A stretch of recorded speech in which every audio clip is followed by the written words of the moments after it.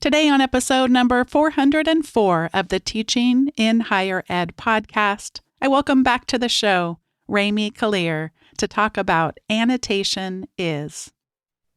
Produced by Innovate Learning, maximizing human potential.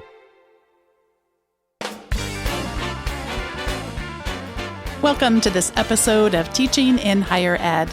I'm Bonnie Stahoviak, and this is the space where we explore the art and science of being more effective at facilitating learning.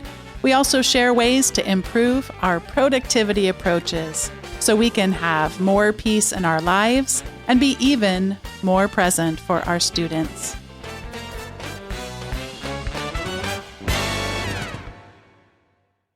Remi Kalir is an associate professor of learning design and technology at the University of Colorado Denver School of Education and Human Development.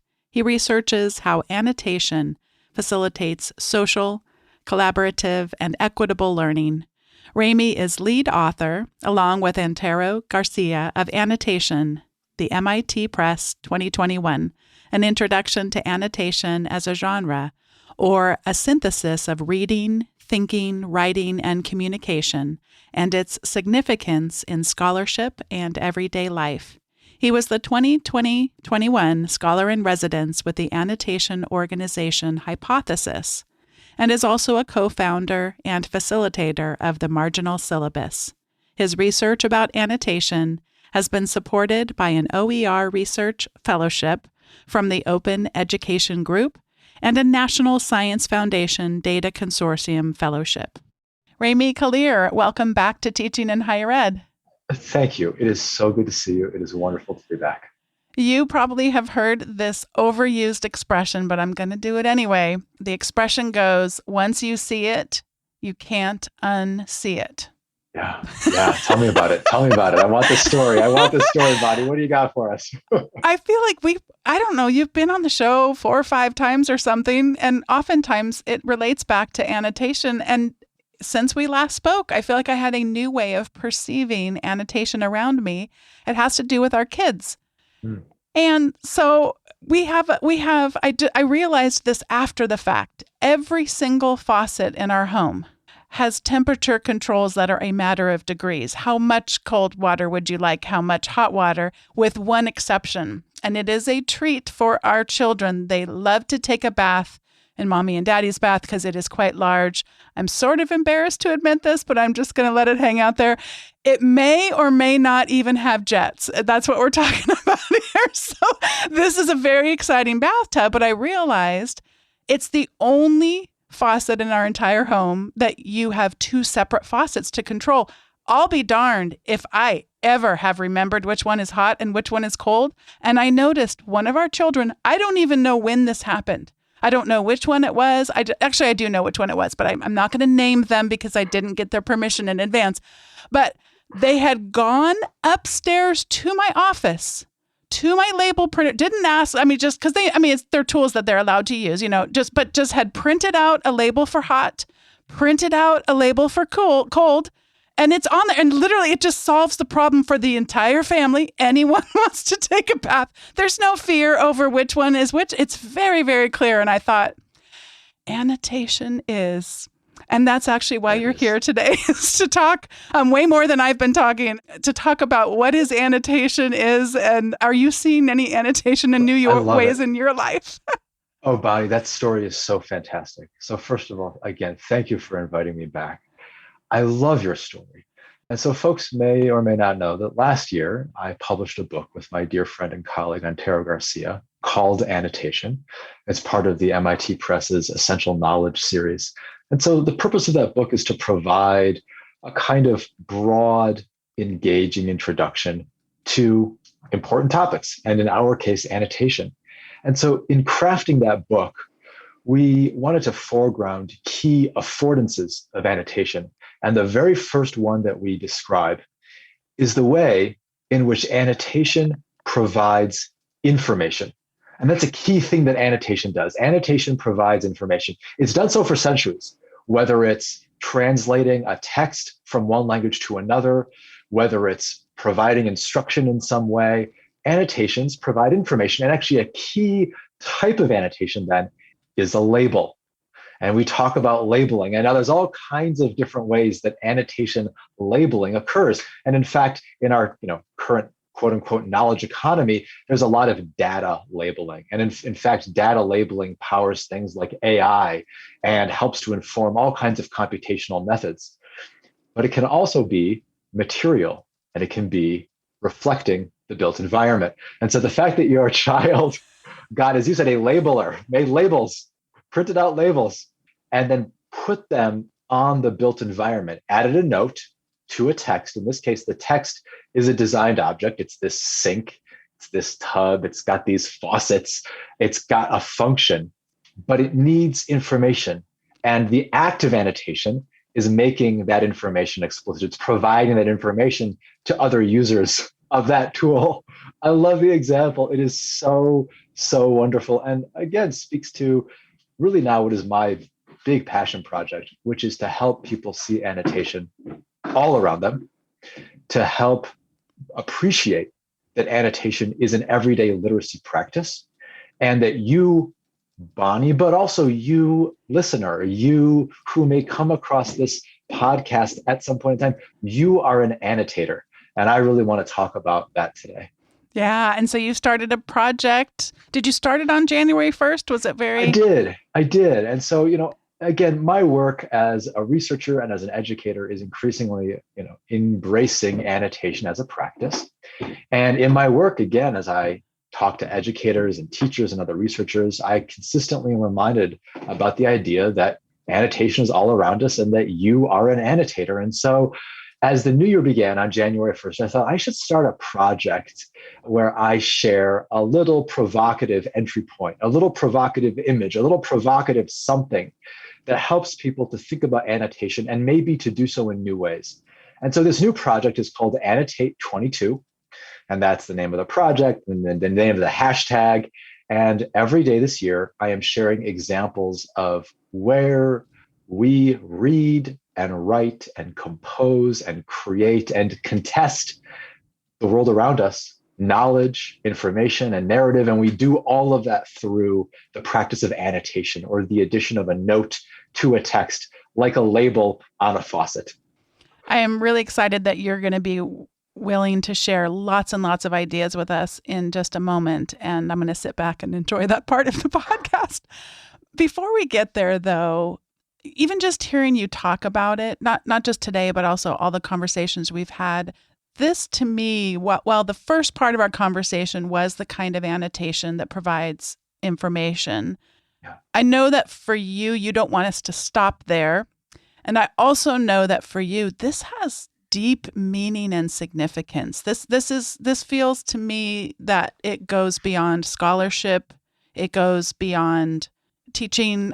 Talk a little bit about some of the deeper meanings for this work for you, and what you think it can make a difference in your life, but also the lives of people really all over the world. Well, thank you. I mean, I appreciate that. I think that my journey to finding the language of annotation and to appreciating its practice in my life has been one that's taken many, many years. I could point to moments in my life, for example, maybe when I was studying abroad in Northern Ireland and was surrounded by murals and all kinds of street symbols and all kinds of ways that people in a variety of communities were marking up their built environment as expressions of identity and history and counter narrative. I could think of those experiences. I could certainly think of my life as a literacy educator. I began my career in a middle school classroom in the South Bronx in New York City. I was teaching literacy to 12-year-olds. And of course, in that context, then, annotation took on a very formal discipline-specific meaning, how we help students to comprehend a text, make meaning, perhaps even provide feedback to their peers when annotation becomes a little bit more social.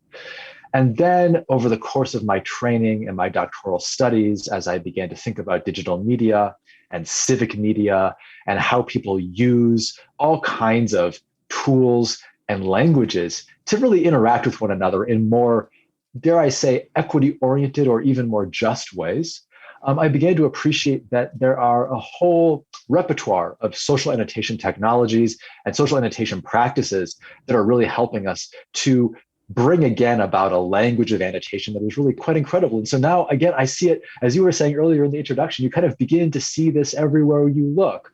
There are artists like Alexandra Bell who create these large posters where redaction and addition of words to things like a New York Times headline help to confront racial bias and stereotypes, as well as gender narratives, and literally rewrite dominant mainstream narratives, again, around identity, in a project that in her art she called a counter narrative.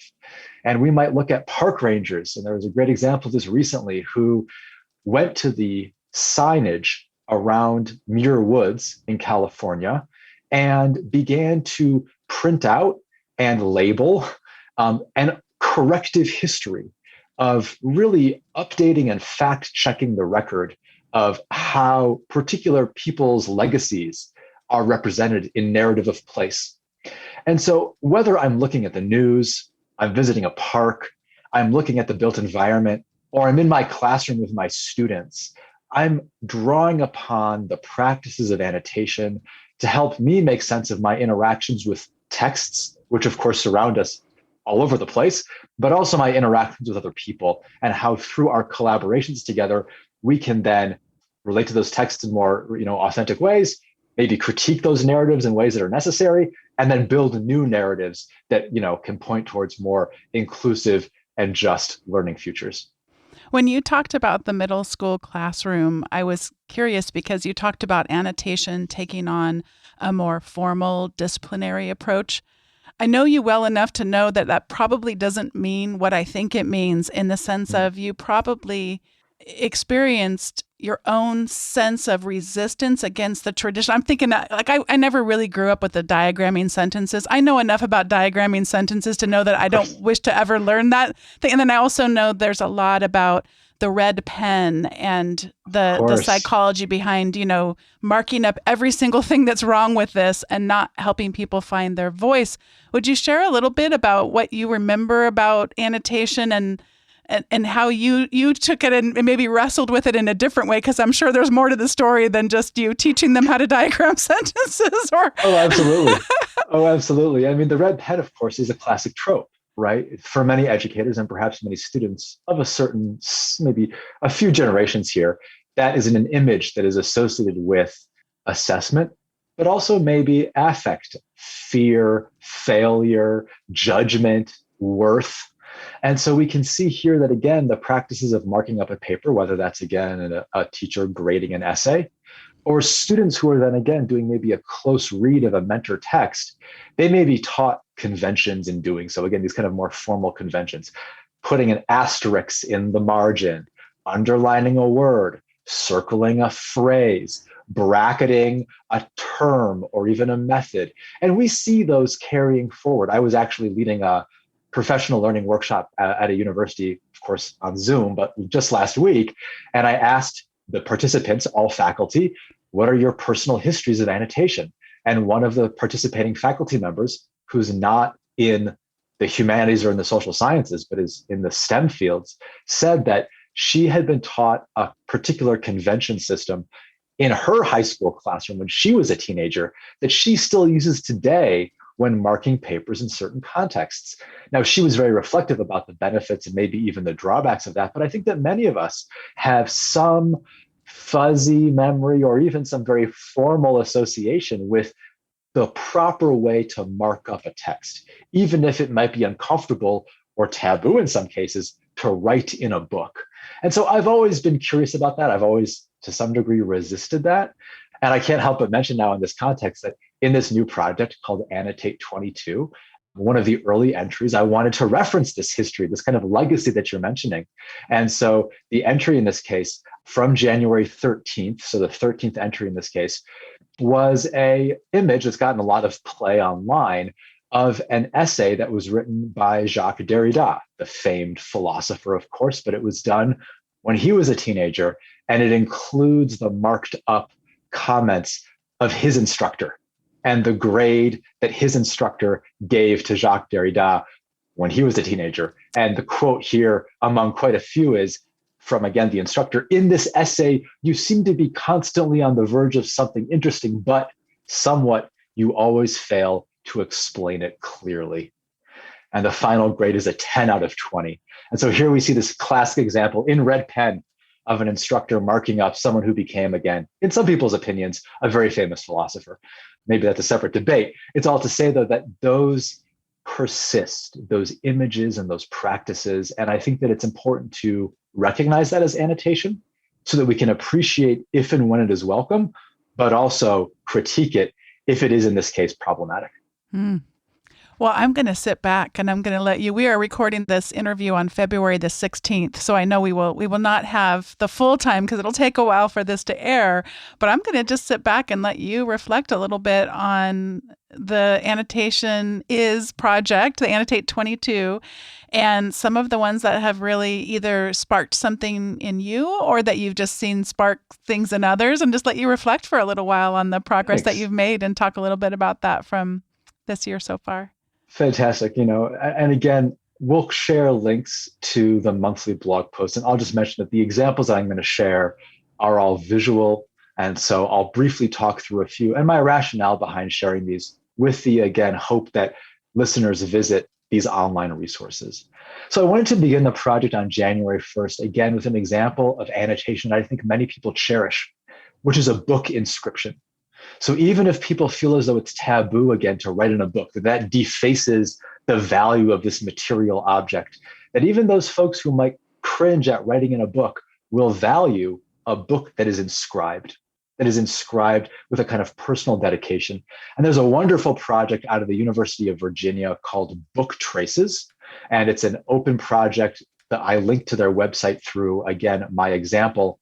And so the very first entry in Annotate 22 is a dedication that is dated June 5th, 1908. And it is also accompanied by a flower that was pressed inside the pages of the book. And the dedication reads, quote, "I give this June day to Miss Gordon Bottomley, the inside of this book, Michael Field, June 5th, 1908. Now, interestingly enough, Michael Field was a pseudonym. It was a pen name for two other individuals who wrote together. And that was Catherine Bradley and her niece, Edith Cooper. And there's a really fascinating literary history about who, quote, Michael Field was. And in fact, these two women and who they were and why they wrote together. And so I wanted to begin this entire project with an example of annotation that, again, people may cherish, a book inscription, but also with a bit of hidden history around feminism and identity and why people may use pen names from an example that's now over 100 years old. So there's January 1st. Again, scrolling through some of this, some of the entries are particularly topical because of how they reference a particular date. And again, listeners will know I take a pretty critical stance towards my work as an educator and as a professor. And so I didn't want these examples to be, in that case, kind of bereft of context, of historical context. And so I think it's important to note that on January 6th of this year, it was the 1-year anniversary of the Capitol insurrection. And I felt it would be hard to not honor that in some way.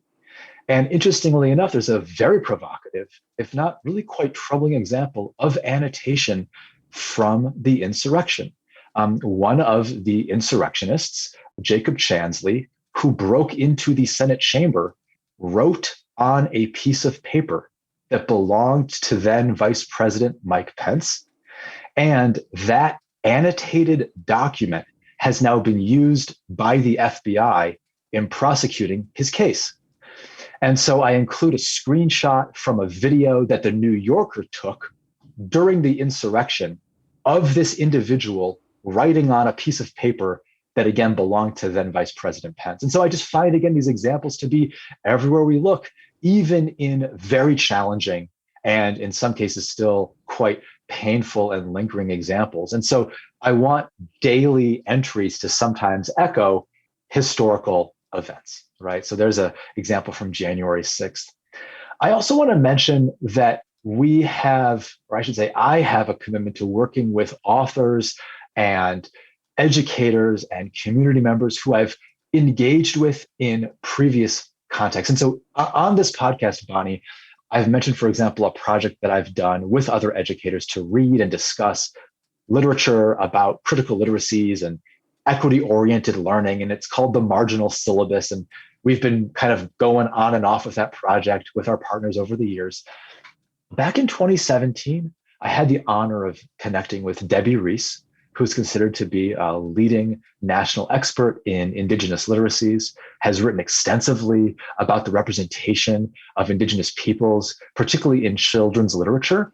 And so Debbie and I got to know one another back when we did this marginal syllabus project, because she was a partner author in that work. And I've always had a chance to connect with her on and off over the years. And so I follow her on Twitter, and I noticed sometime in January that she was tweeting about and commenting on a really problematic, if not, let's just say, overtly racist classroom lesson and worksheet that she had been shown by another colleague. And so she was able to get an image of this worksheet, and she annotated it. And she added, like you were referring to earlier, almost like a label. And that label said not recommended, And so I contacted Debbie and I got her permission. And so the January 26th entry from this new project is annotation is not recommended, because that's what Debbie wrote. And I quote Debbie. It provides a kind of her analysis of this classroom worksheet. It links back to her blog.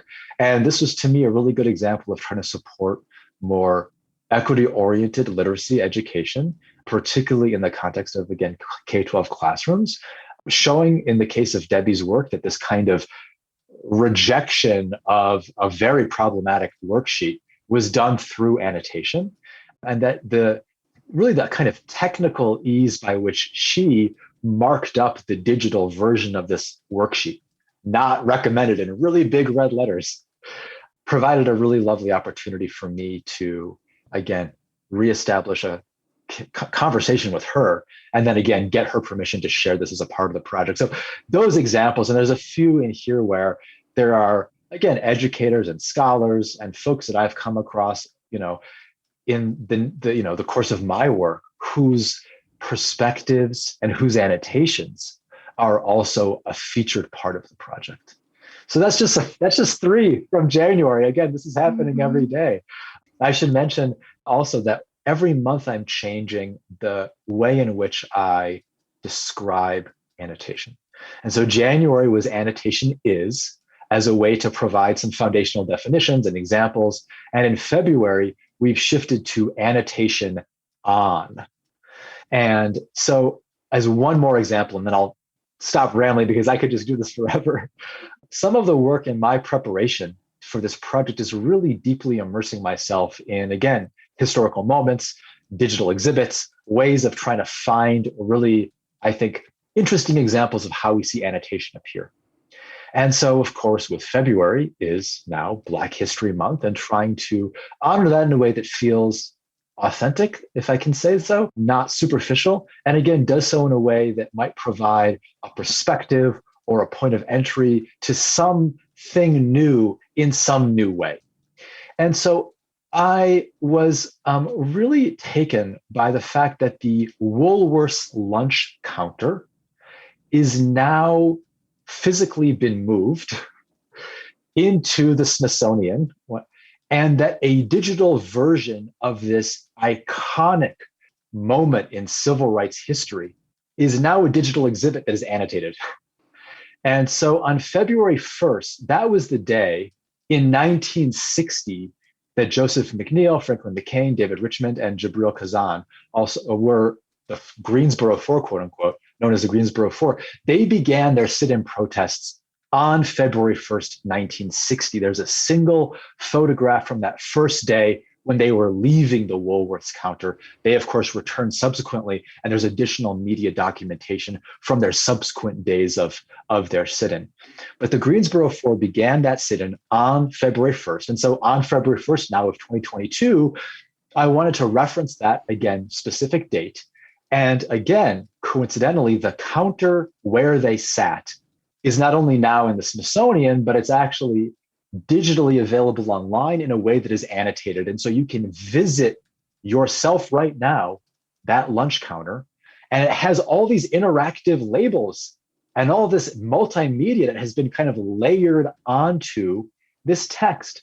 And so if you've never seen that lunch counter before, if you've maybe not acquainted yourself with a really important moment in American history, you can do so by navigating the annotations of this exhibit. And so again, in my entry from this February 1st, I provide a link to the Smithsonian Magazine. It's writing about the exhibit, which is again at the National Museum of American History as a part of that entire complex. And then the images that I include as a part of my project, you have an example of these digital annotations that have been added in the exhibit online to this actual material lunch counter. And so February began with annotation on the Woolworth lunch counter.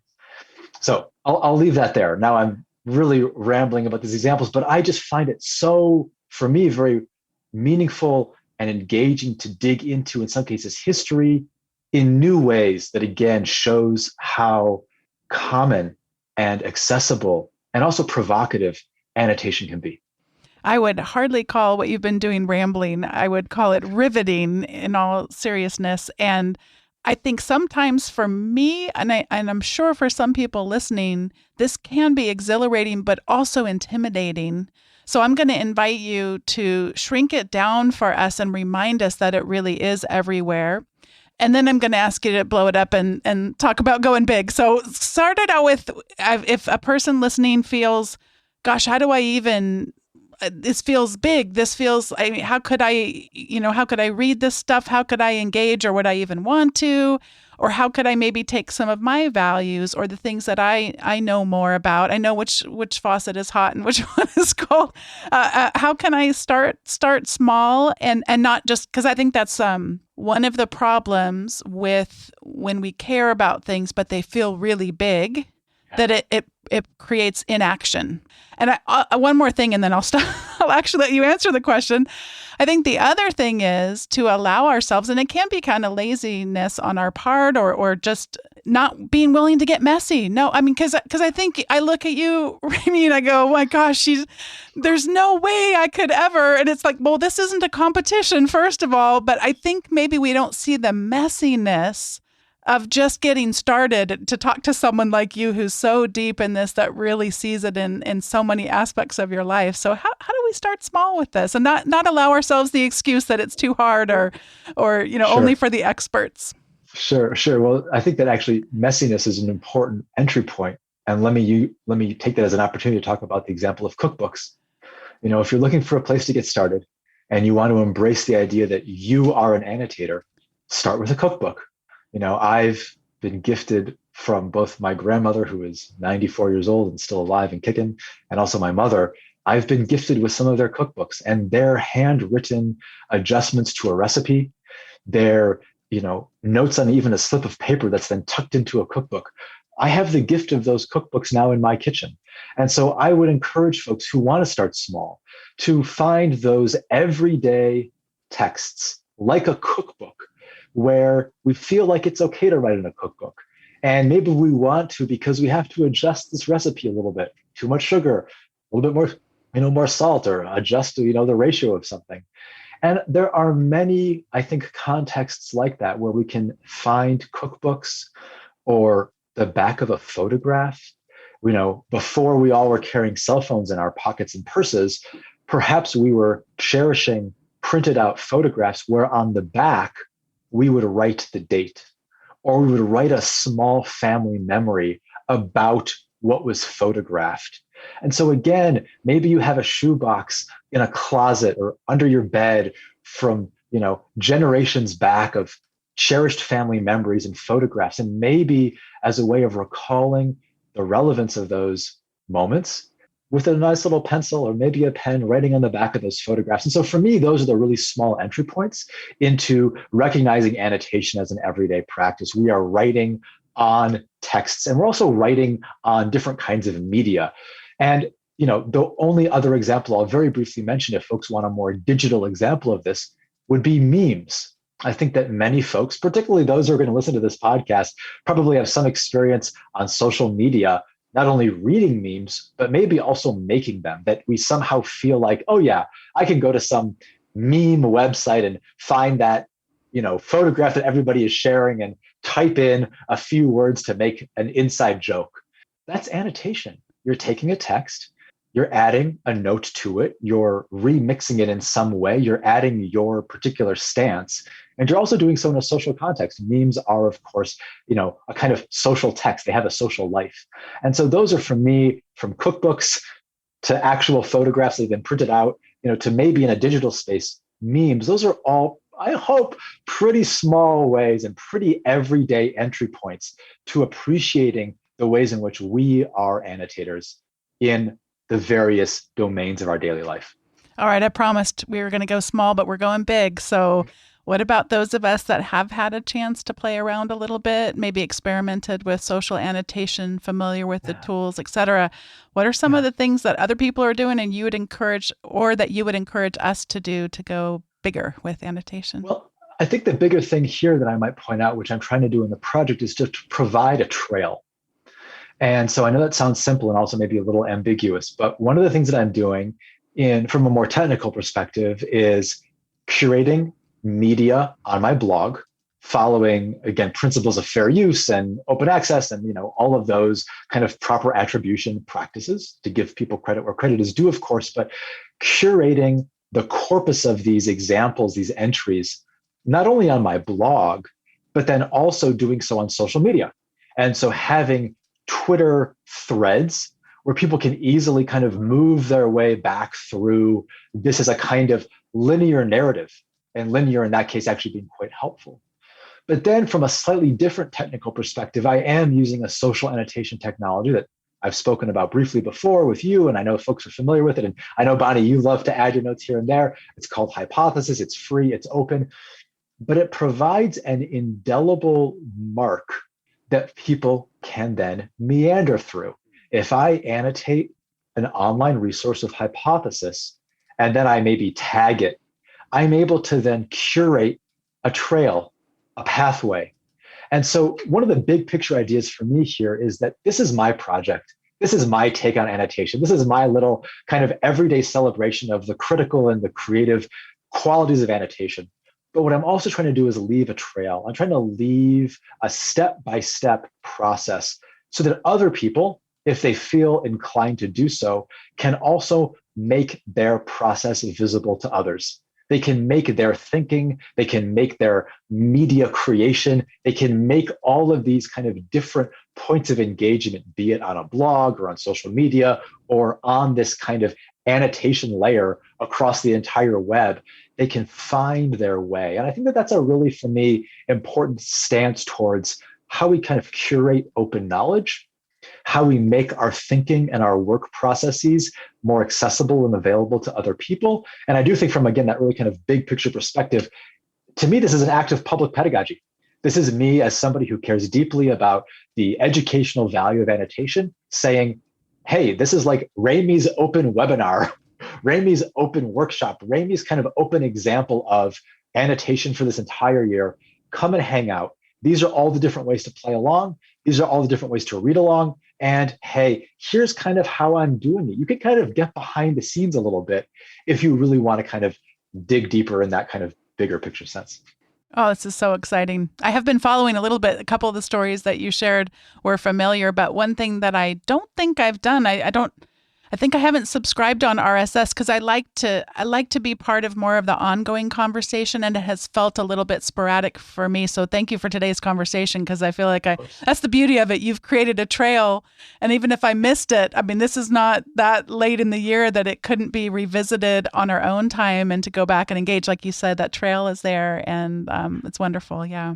Yeah, that's right. That's right. And I'm very aware that Twitter is fleeting. People's attention to even blog posts can be, oh, I can't quite fit it in.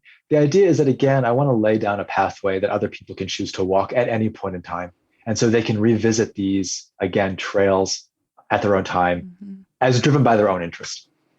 Yeah, well, this is the time in the show where we each get to share our recommendations. And my recommendations somewhat tie back a little bit to the first story I told about the bathroom tub, because I mentioned the label maker. And it's kind of funny because I've been teaching this class on personal leadership and productivity for, almost 10 years now. And one of the books we read is called Getting Things Done by David Allen. And I have sort of a funny association because I realize I don't use he talks about tools that you need. So one of the tools is pens, markers, stickies, those kinds of things that I think many of us use. Remi holds them up behind him. And then he also talks about rubber bands. And I have found I have an aversion toward rubber bands, and so do many students that I get to walk alongside. And then where we really part ways is I have a fondness for label makers, and in general, they do not. This is not something that they have a fondness for. So I'm actually going to go on a limb here and recommend label makers. We own multiple ones as a family, but I have literally sitting on my desk 2 of them because one of them does the skinnier kind of tape that you might put on a manila folder or a faucet. And then the other one does the thicker address labels that the paper is a little bit thinner on. But I'm going to recommend a label maker. And then from there, I'm going to recommend 2 ways that you could make use of your label maker. Actually, I'm going to go on a little bit of a tangent. You could actually not even buy a label maker, but print labels. So I'm going to recommend that you use a web service called Canva to make a book plate.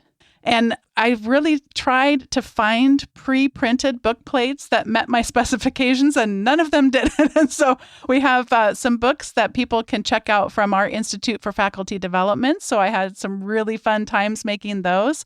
And then I love loaning books out as well. A lot of the publishers will send me books, and I mostly do my reading digitally. So I love to get those out into the world where I can and kind of pass that on. And so I have a little bit just that they know it belongs to me and to get it back my way when they're done with it. So using Canva to make a book plate is my second recommendation. And then my third recommendation, this is Mac specific, but I know that there would be a way to do this on Windows. I'm going to recommend an app called CardHop. Again, other apps can do this, but to print individual address labels. I love the idea of reducing friction in our lives. And so I have this little CardHop app. I could go there and Remi, if I had your address, I could just type in your name and do my little Command P, and it's ready to go. And literally 2 seconds later, there it is, which those of us that have done mail merge or like trying to do it out of a big printer, I mean, we are living in a fun age today where it's that easy to print out an address label. So again, whatever your app of choice is or whatever, if you do have a label printer, the fact that they can print out just one individual address label feels like a miracle to me. But then you can also create groups. Maybe you've got holiday cards or whatever it is that you might be, sending things out. I just think that label makers, labels in general, book plates, it's a fun little playground to play in, and I highly recommend it. Oh, fantastic. Well, I'll also share briefly 3 recommendations. All, of course, are very much related to annotation. So I'll begin by mentioning a book that has been really helpful for me for a whole variety of reasons. It's Catherine D'Ignazio, Lauren Klein's book, Data Feminism. And it was published a few years ago now, but it was recently made open access. And so it's through MIT Press, publisher of my book as well. And so that's actually where I first became familiar with data feminism, because when data feminism was going through its review, the authors decided very intentionally to open this up for a kind of open peer review process, and received through a publishing platform called PubPub feedback from readers on the very first initial draft of the entire manuscript. And it informed then the subsequent revisions, which became the final version of Data Feminism. And now that's entirely open as an open access publication. And so I've always held the book, of course, in terms of its content and its new perspectives and its criticality, in very high esteem. And I've always appreciated the ways in which, again, Catherine D'Ignazio and Lauren Klein have modeled a kind of, again, public pedagogy and kind of open scholarly stance through the various stages of the life of this book, which, again, now any of you who are listening can find it right now and access entirely for free in its open version. So that's my first recommendation. My second actually comes from the organization JSTOR, which, again, I think many folks in higher ed, in academia, whether you're, whatever role you may be in, are probably familiar with JSTOR. They have a new annotation initiative, or an annotation project, we might call it, where they are linking primary source scholarship two kind of foundational documents in, at least so far, American history, to, again, make some of their resources more open and accessible, to kind of participate in some kind of open scholarly process, and do so through this kind of annotation of a primary source. And so they have two entries so far. One is the Declaration of Independence, and the other is Lincoln's Emancipation Proclamation. But the primary sources are then linked to JSTOR resources that readers can then also access openly. So I think that's a kind of fun new project that I'm very much intrigued by and will be continuing to follow. And then the third thing I'll mention briefly is the National Monument Audit, which is an audit of monuments in America. It's done by the Monument Lab. They have an amazing website we can make sure that we include the link to, that folks can look at aspects of this report. You can also request copies of this audit. But of course, monuments are texts. They have authors. They very much reify particular narratives about whose histories perhaps are or are not a part of particular dominant narratives. And monuments are, of course, very much contested in our current social and political moment, in my opinion, for all kinds of good reason. And so this audit of the kinds of iconography that appear in the built environment, that people walk by when they're going through a park or a plaza, this to me is a really incredible resource to help think about the ways in which monuments shape daily narratives and how we might, through other work that the Monument Lab is doing, reimagine the future of memorials and monuments and remembrance, particularly in public spaces. And so the National Monument Audit, I think, is a really powerful text for folks to have a look at. Every time I get a chance to talk to you, this will be one of those delightful times where I go slowly through composing the show notes, because I'm going to have such a delight going down so many fun, engaging, and challenging rabbit trails. So thank you in advance for that. And thank you for coming back on the podcast and sharing about this. Hopefully you'll keep coming back, because I want to talk and see what happens between February 16th and beyond. This is such an exciting project. Thank you for all that you're doing through your work.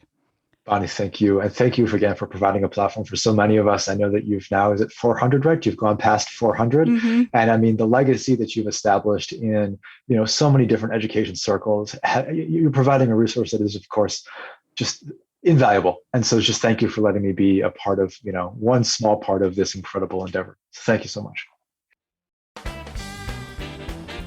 Thank you once again to Remi Kalir for joining me for today's episode of Teaching in Higher Ed.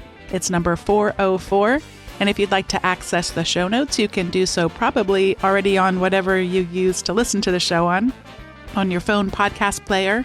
You can probably swipe one way, up, down, left, right in order to access those show notes, or head on over to teachinginhighered.com/404. And if you'd like to not have to remember to get those show notes, they can come into your inbox as part of the Teaching in Higher Ed weekly update. And you'll receive the most recent episode's show notes, along with some quotable words, other recommendations that don't show up on the regular show. You can subscribe to the weekly update at teachinginhighered.com/subscribe. Thanks so much for listening, and I'll see you next time.